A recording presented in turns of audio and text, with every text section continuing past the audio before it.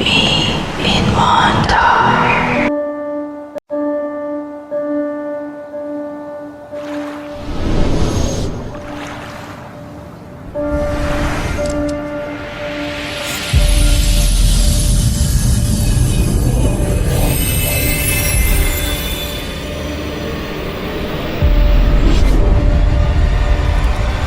A scattered dream is like a far-off memory. A far-off memory that's like a scattered dream. I want to line the pieces up. Yours and mine.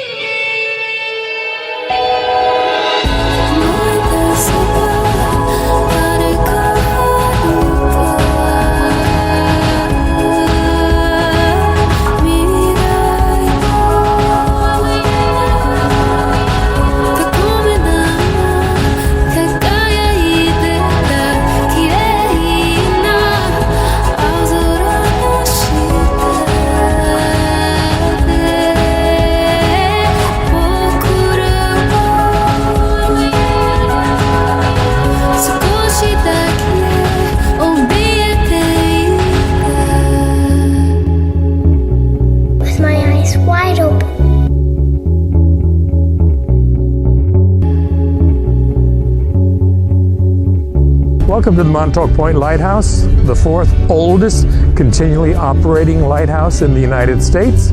It is the first lighthouse constructed in New York State in 1796.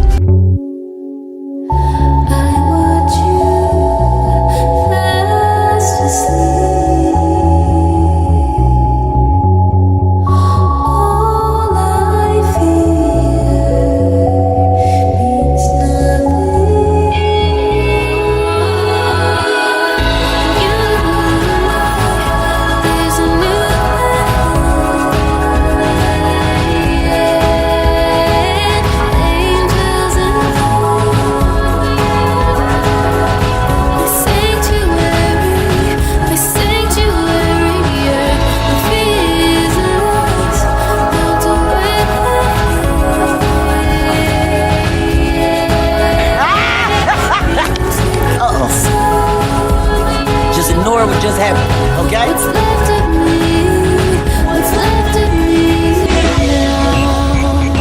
There are those who say that this quiet town holds many secrets. What this project was doing was picking up boys, young men, and literally programming them.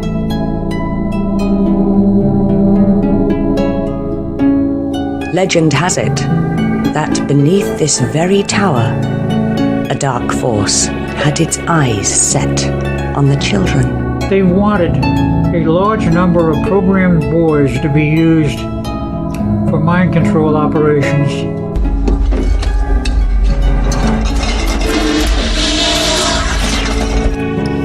And there are others who say it's still happening to this day.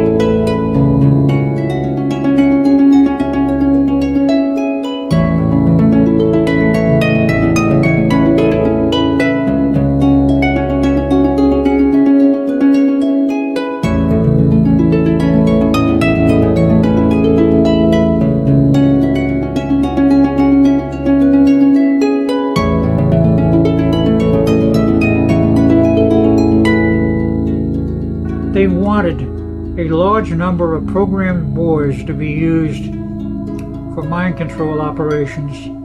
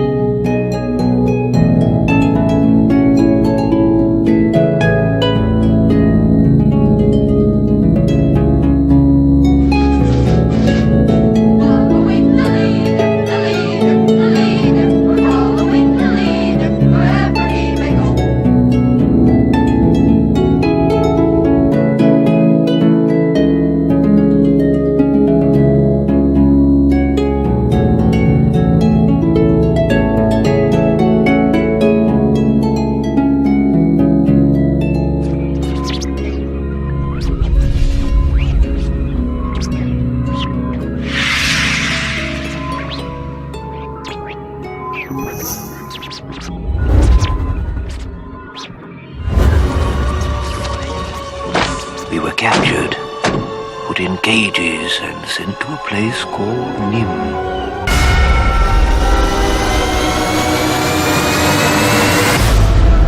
Welcome to Neverland!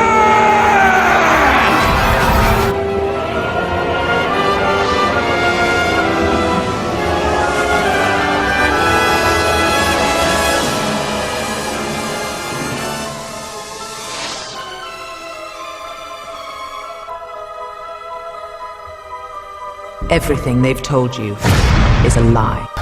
So, let's talk about Stranger Things. Holy shit. It has been a minute since I decided to binge watch an entire series from start to finish, but after that opening hook, the show had me.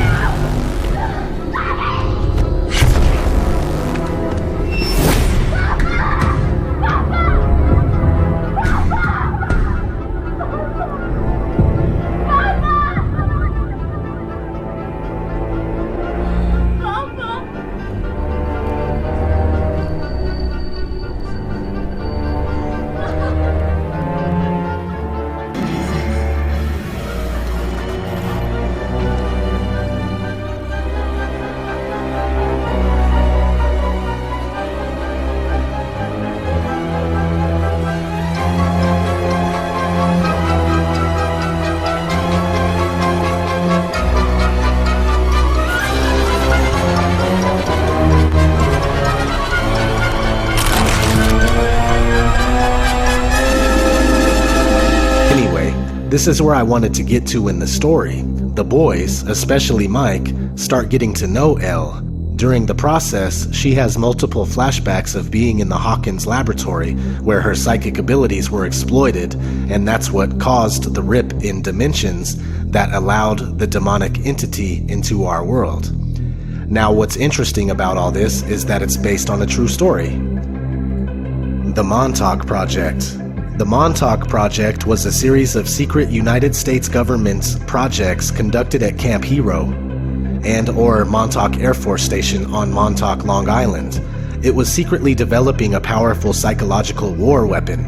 The Montauk Project is a continuation of the controversial Philadelphia experiment, which took place around October 28, 1943.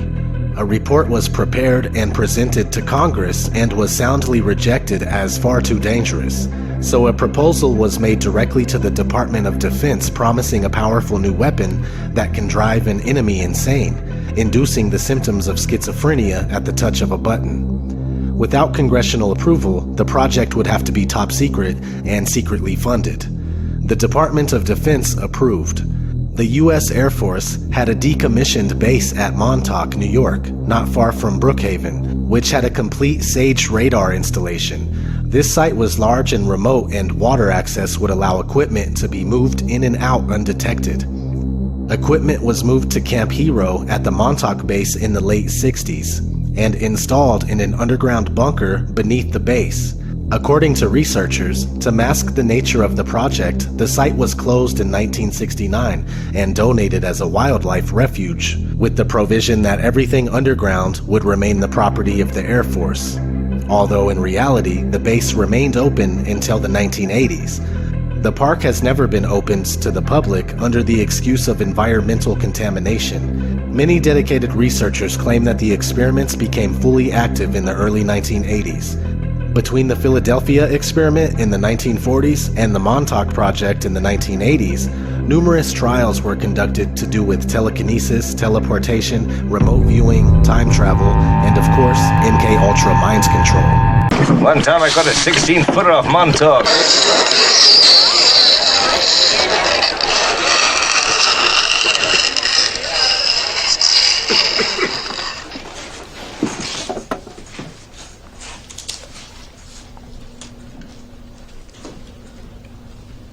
You all know me, know how I earn a living. I'll catch this bird for you, but it ain't gonna be easy. It's bad fish. Not like going down the pond chasing bluegills or tommycods. This shark, swallow you whole. Veteran shark killer Captain Frank Mundus and his friend Don Braddock have done it again, this time reeling in what is being called a world record.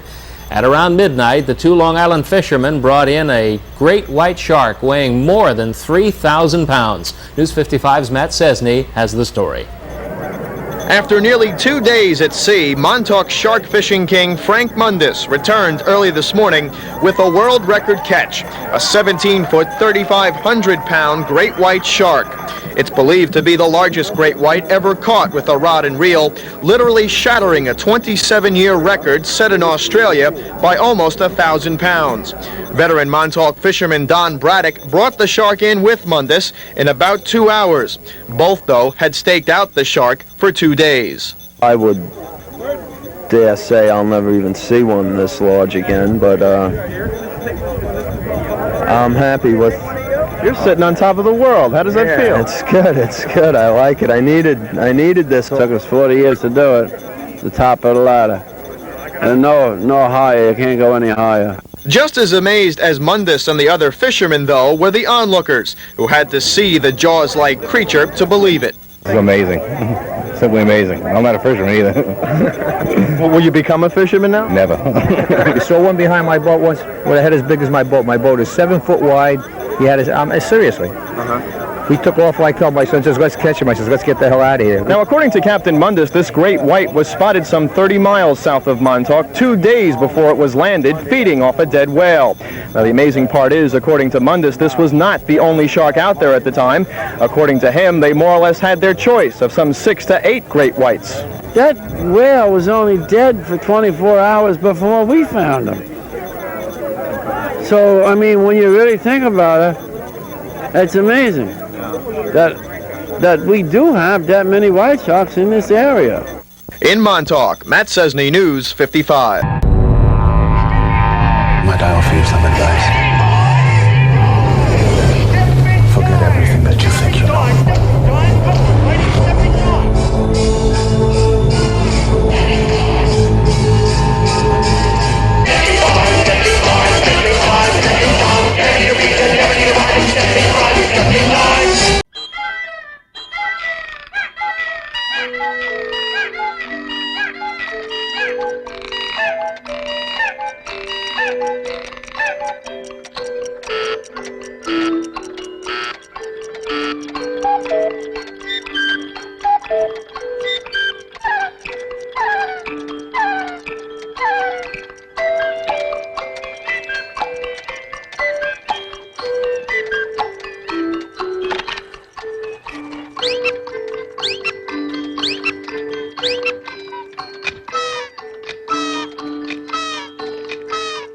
I wonder what time it is.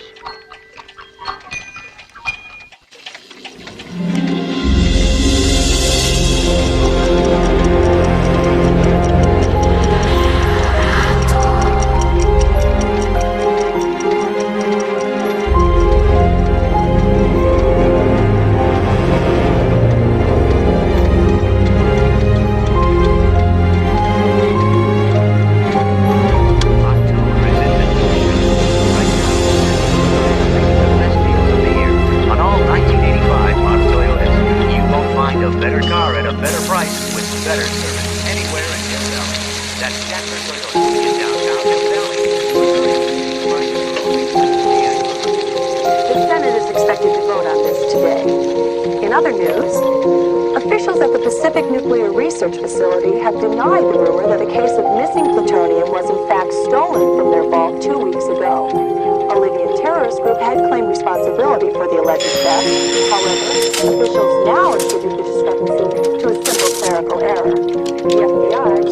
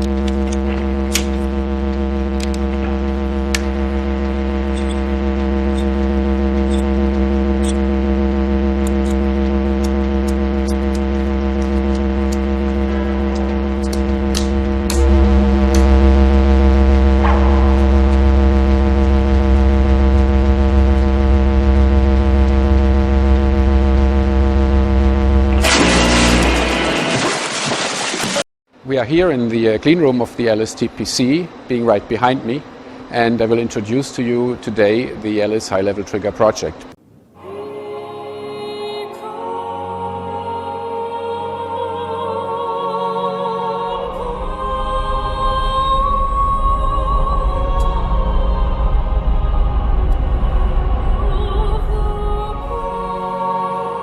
I'm here on the ground with my nose in it since the whole thing began. I've nurtured every sensation man has been inspired to have. I cared about what he wanted, and I never judged him. Why? Because I never rejected him, in spite of all his imperfections. I'm a fan of man. I'm a humanist. Maybe the last humanist. Who in their right mind, Kevin, could possibly deny the 20th century was entirely mine? All of it, Kevin! All of it. Mine. I'm peaking.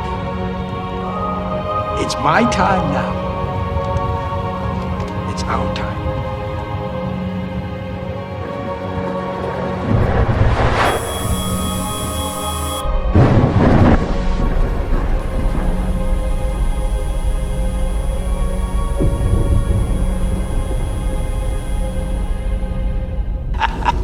Bliss any way you want it.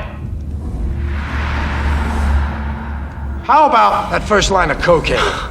That walk into a strange girl's bedroom. Familiar? Oh, you're gonna have to do a little better than that. I know. I'm just getting warmed up.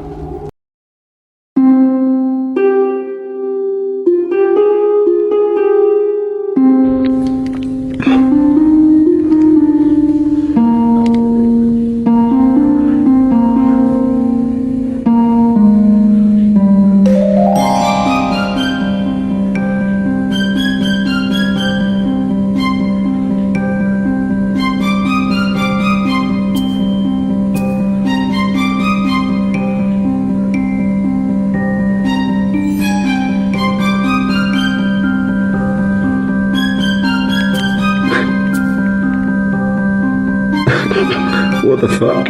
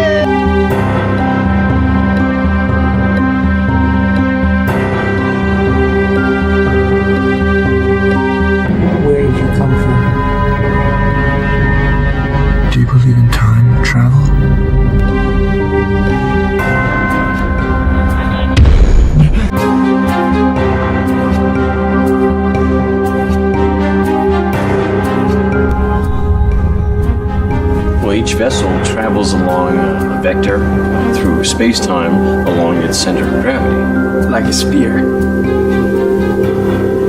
I beg your pardon? Like a spear that comes out of your chest. Sure, yeah. And in order for the vessel to travel through time, it's got to find a portal, or in this case, a wormhole, or... Well, could these portals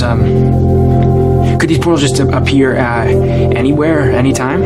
I think that's highly unlikely. No, I think what you're talking about is, an act of God. Well, if God controls time, then all time's pre-decided. I'm not following you. Like, every living thing follows along set path. And if you could see your path or channel, then you could see into the future, right? Like, that was a form of time travel. Well, you're contradicting yourself, Donnie. If we were able to see our destinies manifest themselves visually, then we would be given a choice to betray our chosen destinies. And the mere fact that this choice exists would make all preformed destiny come to an end. Not if you travel within God's channel.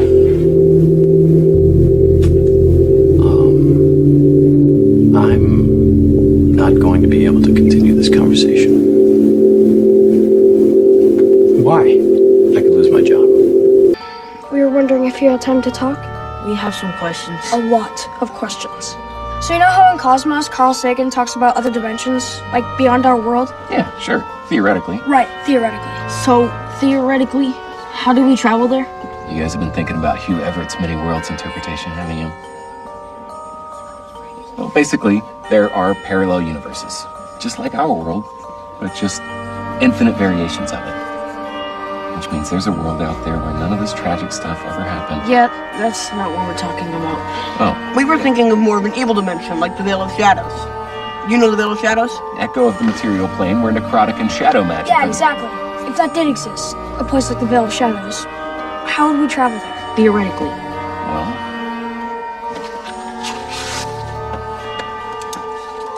picture an acrobat standing on a tightrope. And the tightrope is our dimension. And our dimension has rules. You can move forwards or backwards. But what if, right next to our acrobat, there is a flea? Now the flea can also travel back and forth, just like the acrobat, right? Right. Here's where things get really interesting. The flea can also travel this way, along the side of the rope. He can even go underneath the rope.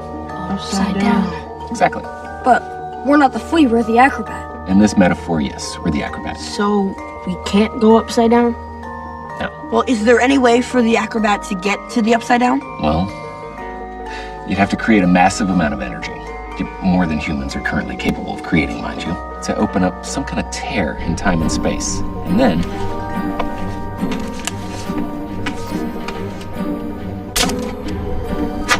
you create a doorway. Like a gate? Sure, like a gate. But again, this is all theoretical. But what if this gate already existed? Well, if it did, I think we'd know. It would disrupt gravity, the magnetic field, our environment. Heck, it might even swallow us up whole. Science is neat, but I'm afraid it's not very forgiving.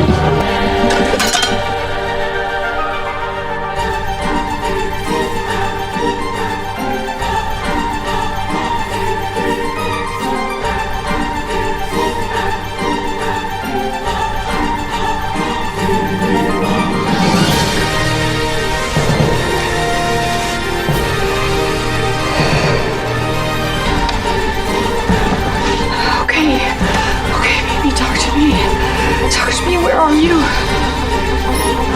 R. Good. That's good. Come on. I. G. H. T. H. E. R. E. Right here. I don't know what that means. I need you to tell me what to do. What should I do? How do I get to you? How do I find you? What should I do?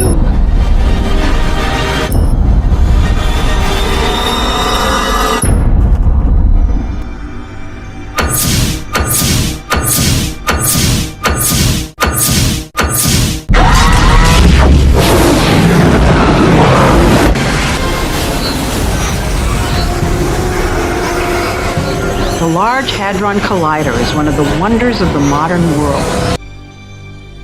It's believed to be the largest and most complex machine mankind has ever created. Buried hundreds of feet beneath Switzerland and France, the collider smashes subatomic particles together with enormous energy. By studying the collisions, scientists have already made a major discovery, the Higgs boson. Some call it the God particle. They're now hoping to learn a lot more, because after 2 years of repairs and upgrades, the collider has begun smashing particles at nearly double the power. The things it's searching for now sound like they're straight out of science fiction.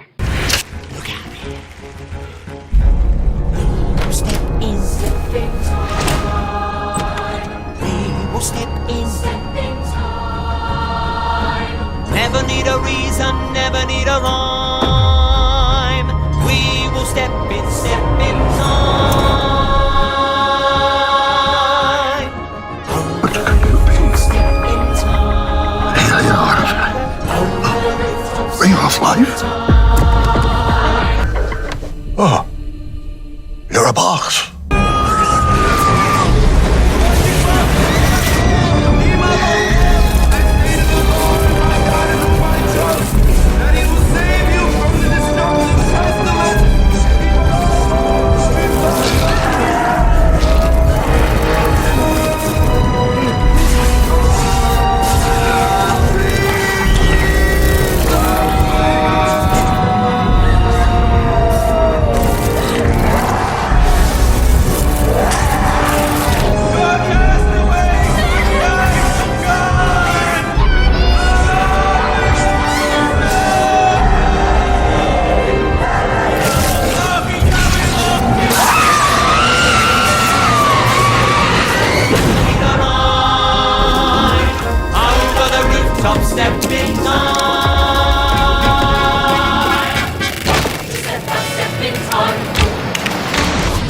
Now, my measurements are correct.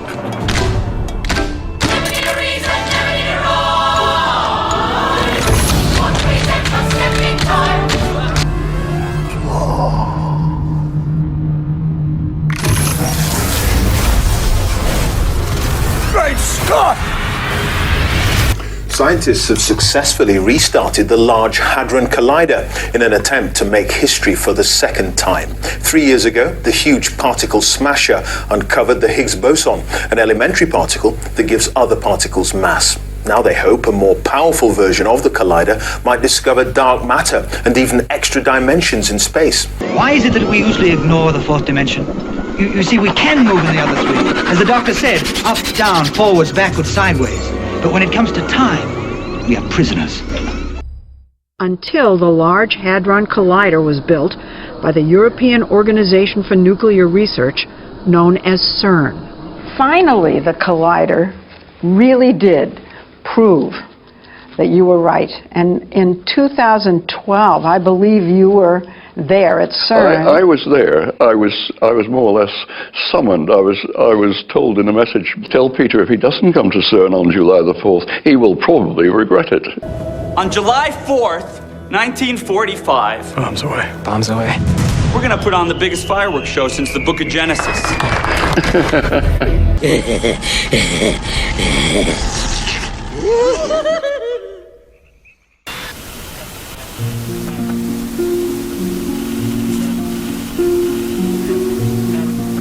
In January, Italian physicist Fabiola Giannotti will become CERN's first female director general. She will oversee the souped-up $8 billion collider that 10,000 scientists around the world work on as they search for new breakthroughs that could revolutionize society in ways that are hard to imagine.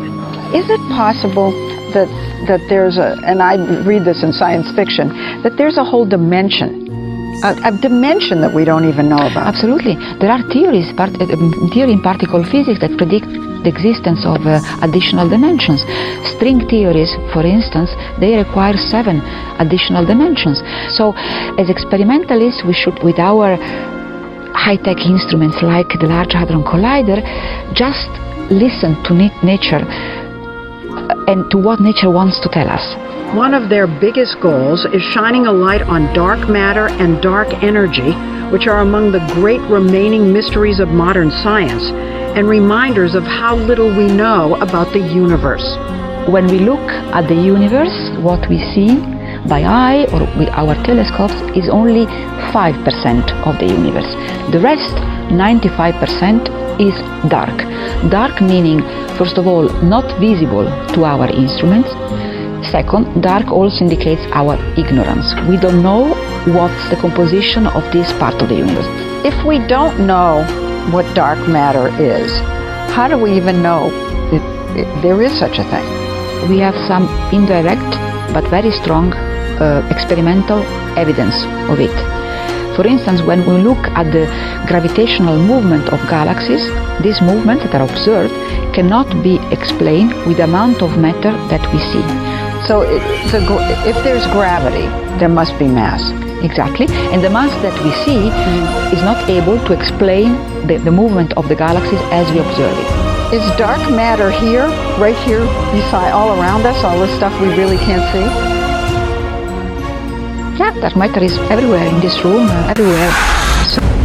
Keep the lights out.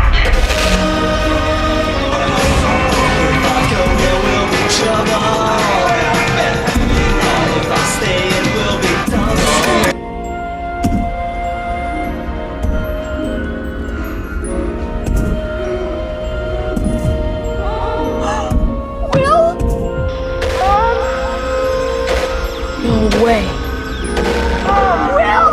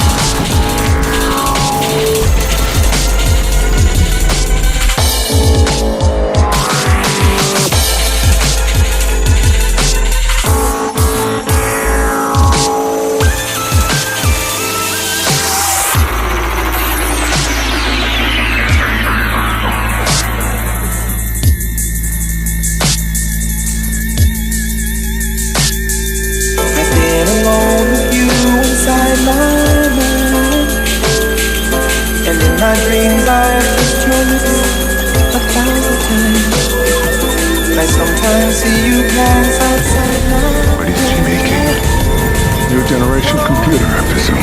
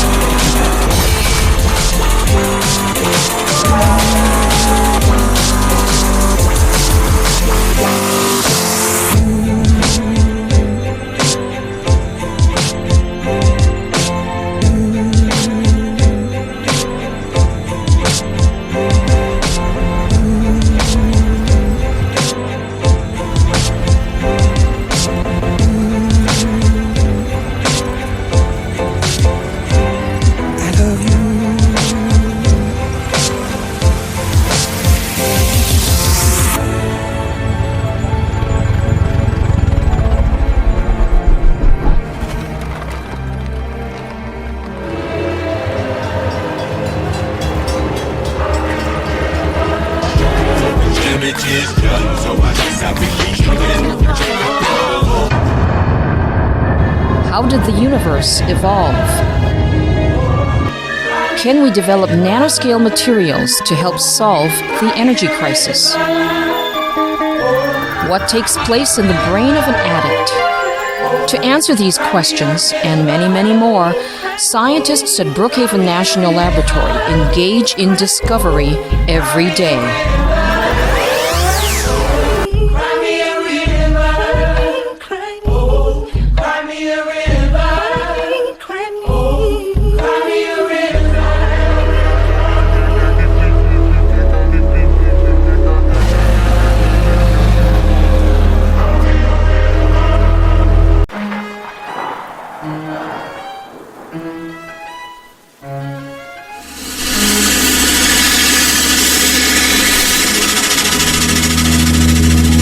𝘙𝘦𝘶𝘭𝘰𢢥 and all the former residents of Rangala live hundreds of miles away from here.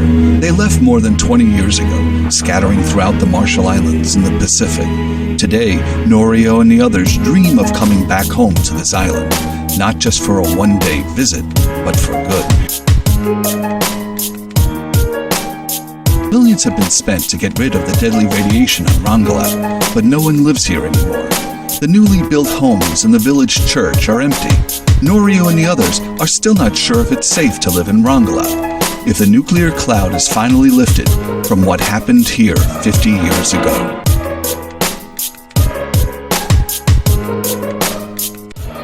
On March 1st, 1954, young Norio and the people of Rangala awoke to the blinding flash of the hydrogen bomb called Bravo.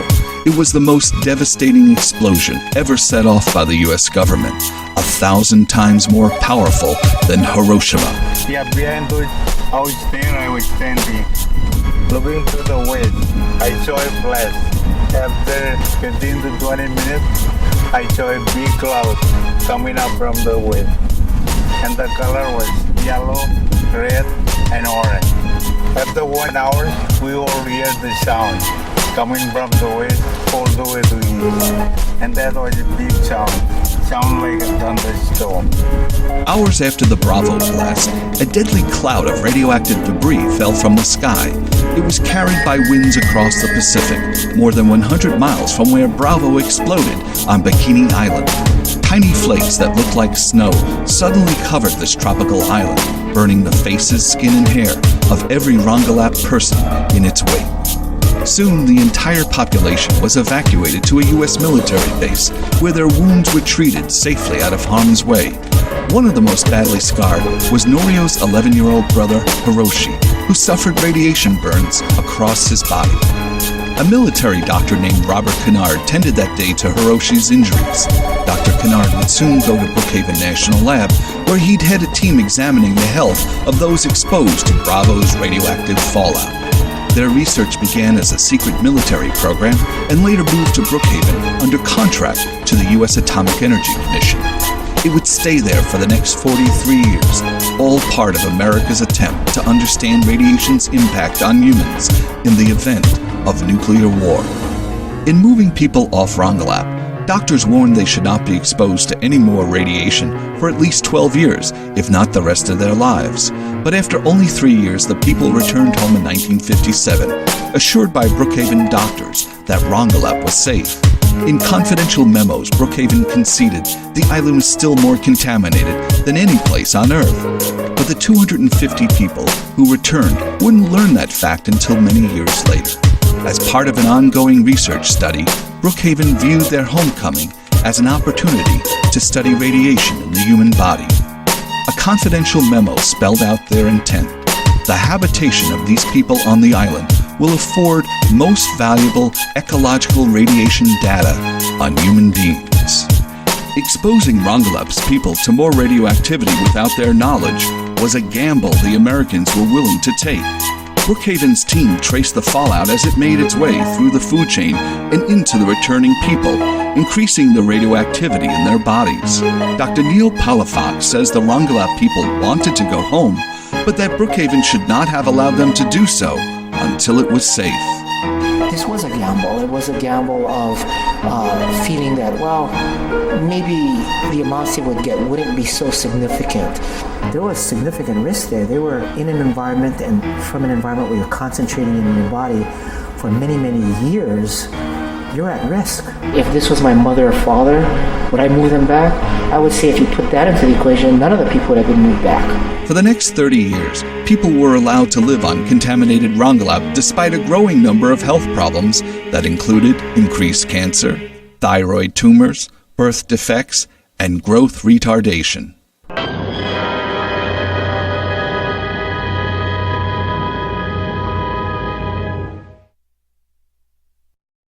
And the scientist with a secret, who fought the shape of things to come. I hate your secrets, Bernard.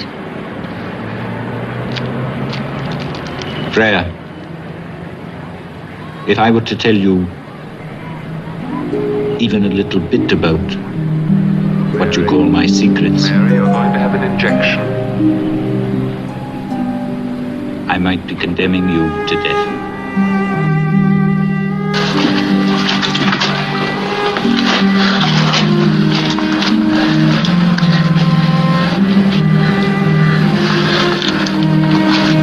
Hush! No one is to speak. Take my hand. Follow me. Your hand's as cold as ice. You're warm. She's warm. Why don't you just tell us where we are? Please, you mustn't speak. It's much too dangerous. Simon, our hand's as cold as ice. It doesn't get warm when I touch it. Well, we're underground. It's pretty cold here. But your hand doesn't feel like this. It gets warm when I touch it. Hers doesn't.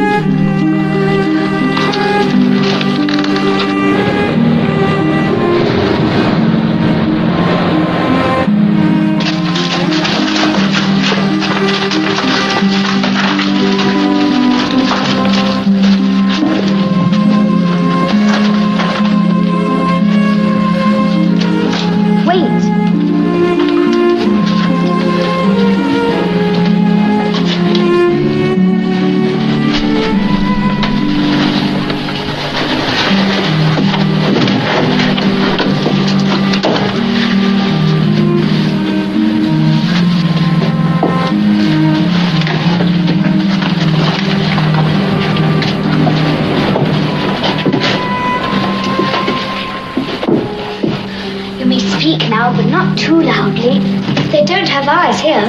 He means television cameras. They watch us in other places, but they don't know about our hideout. Who are they? Our teachers. Could we talk to your teachers? Oh no, you can't do that. Why not? They're not here.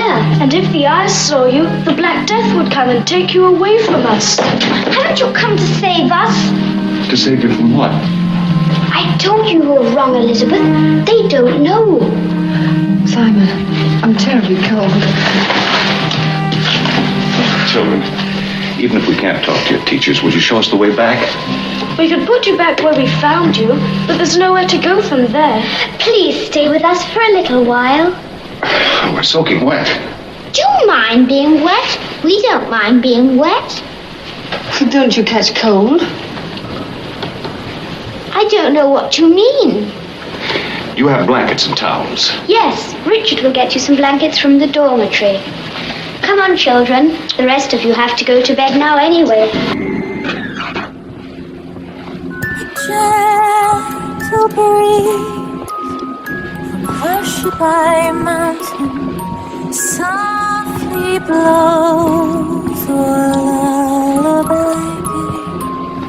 It fills the sails of boats that are waiting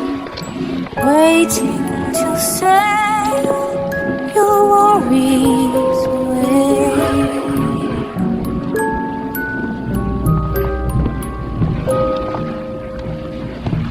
Watch your boat from Hushabye Mountain sail far away from Lullaby.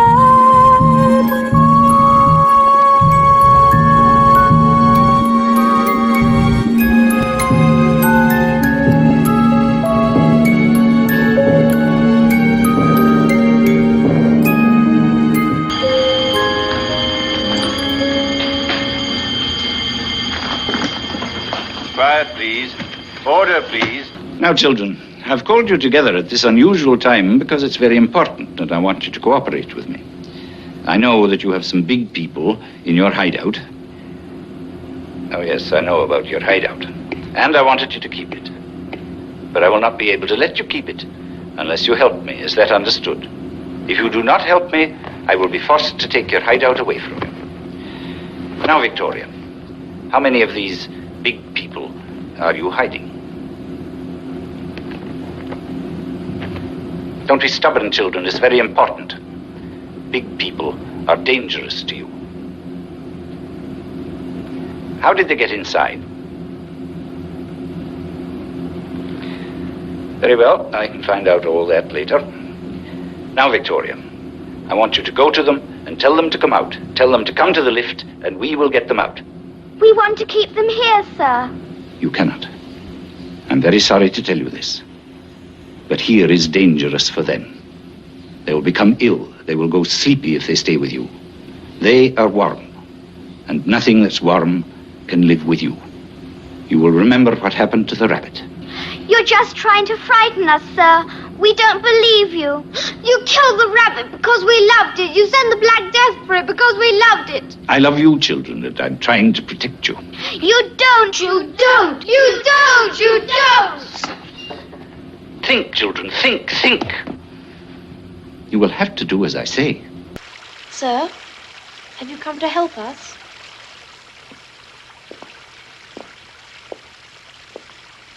Are you going to take us out of here? Haven't you come to save us? To save you from what? What's your name, son? Peter, sir. Well, Peter, you shouldn't be afraid, even in a terrible place like this, because there's always hope. That's what I always tell my children when they're afraid.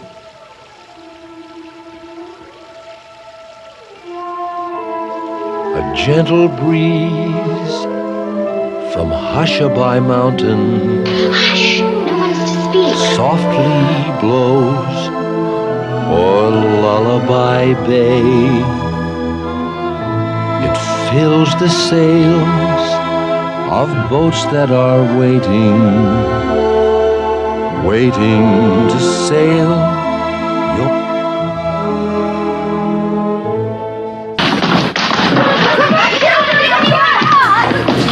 getting you all out of here.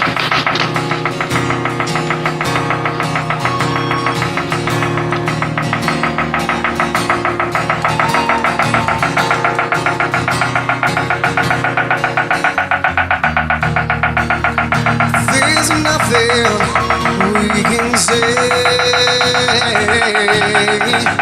to make the hunger for You're getting out of these clothes first. Go on. Take them off. All of you. Simon, we can't. Don't argue. Take them off. We can't undress in front of each other. You do as I say. All right, children, undress. And if I'll obey,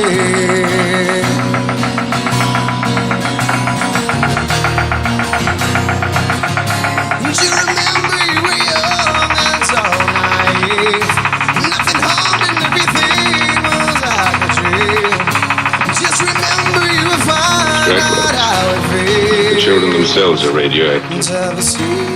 Children, what in heaven's name are you doing? You can't be expected to understand. I'm taking them out of here. You can't do that. They're dangerous.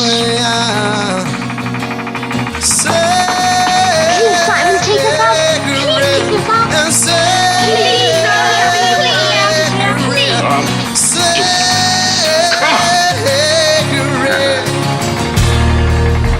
Come on, children.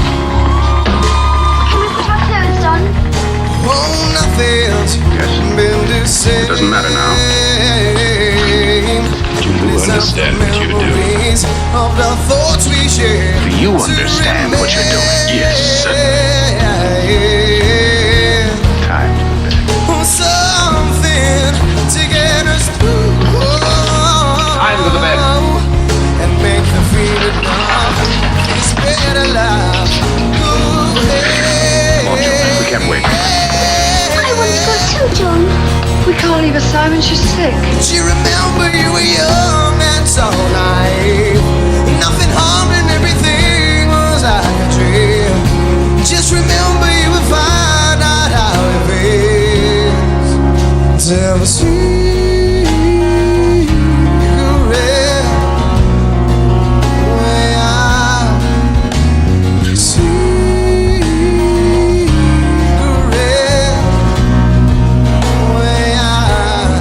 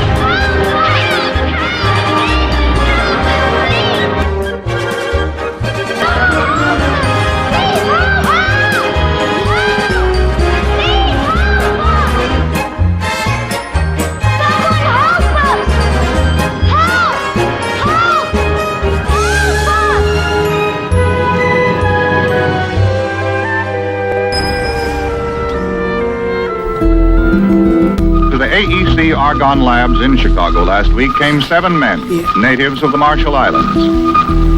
These are fishing people, savages by our standards. The Marshallese caught by fallout got 175 roentgens of radiation. Most humans are exposed to less than 20 roentgens in a lifetime. So, across section, a delegation was brought to Chicago for testing. The first was John, the mayor of Rongelap Atoll. John, as we said, is a savage, but a happy, amenable savage. His grandfather ran almost naked on his coral atoll. John reads, knows about God, and is a pretty good mayor. But what you fail to see is all the consequences. You think our life John, as we said, is a savage, but a happy, amenable savage. The Iron Room is a radiation detector for human beings. One dot, one gamma ray. So foul you can taste it.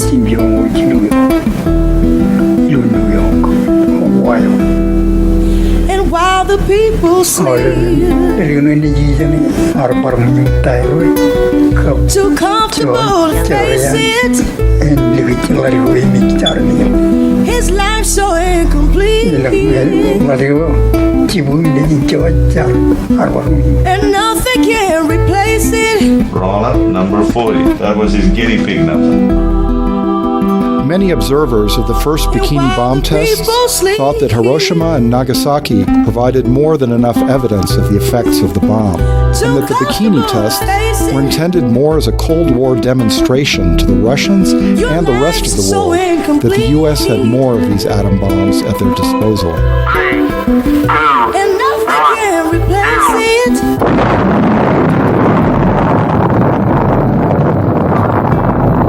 Fret not thyself, I say, against these laws of man. 'Cause like the Bible says, his blood is on their hands.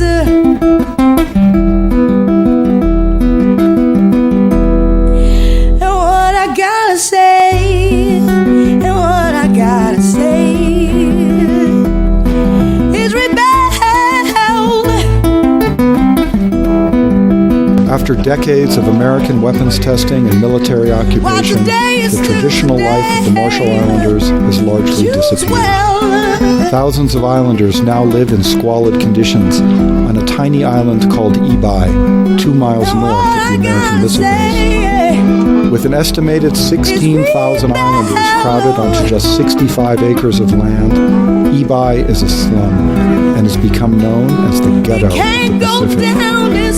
I compared the situation in the Marshall Islands to the Nazis because, in fact, at the Nuremberg trials, they held a trial just for doctors and scientists who experimented on concentration camp prisoners.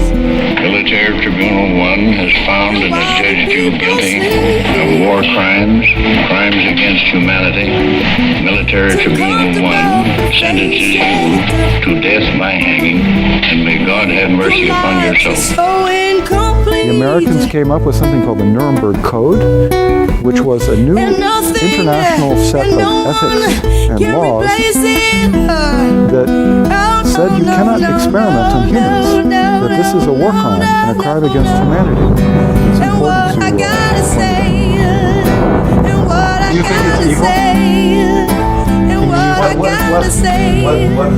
I don't know. English is a second language. There are many words that I think might be better for language.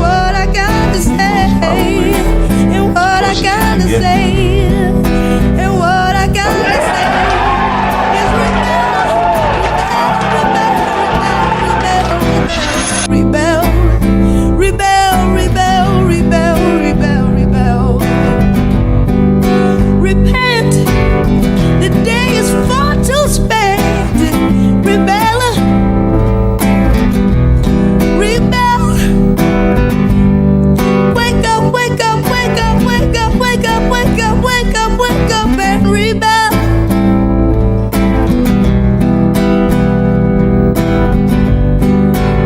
We must destroy in order to rebuild. Wake up, you might as well.